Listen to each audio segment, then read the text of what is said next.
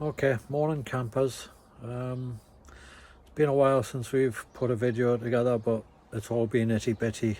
There is a reason why I'm not doing the intro in the forest while I'm walking Vin. Unfortunately, Vin's passed away. So yeah, might give you a bit more on that later on. But back to the van build. Okay, this is gonna be possibly the final van tour.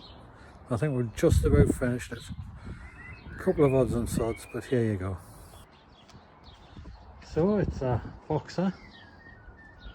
We've put in the window and a couple of high level windows.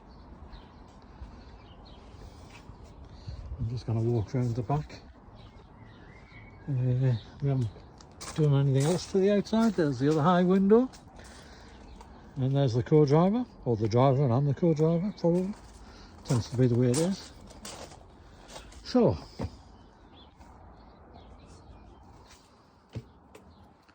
let's start with the overhead storage. So we've got plenty of room behind there should we need it. And we've got this bit of overhead storage as well. I'll come back to why the curtains there. We have a step. That is storage, and it goes the whole. It's a long bit of storage. It goes the whole length. Nicely covered on the front, and that is there because we have the swivel seat.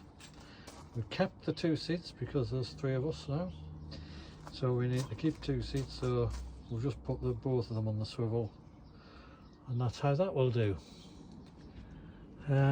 Back to this. This is one of the beds with a table in the middle.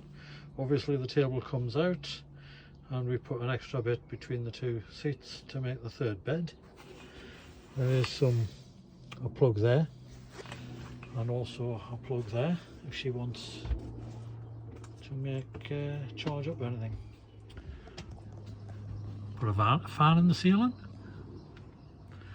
and we're getting looked at something else. Oh, and half of a Coca-Cola bottle chopped in half, wires fed through. That's the light switch. for the individual lights that are up there.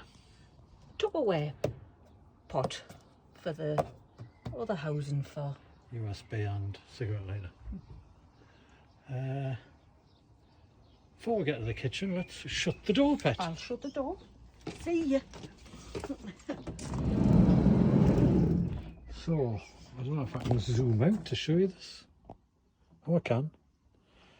A bit of artwork from Sharon and Tanya, which I think you'll have seen on one of the previous videos.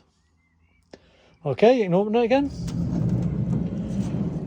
The splashback is another of their bits of artwork. And we haven't got anything permanent for cooker, we're just going to use a camping gas stove.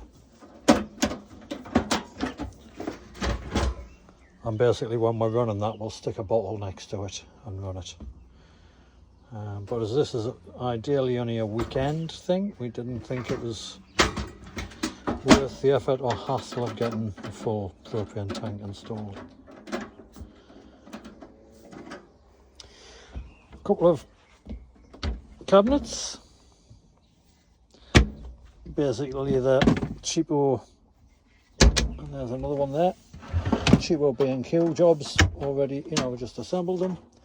And then we'll have our double bed, which I have to say looks really comfortable.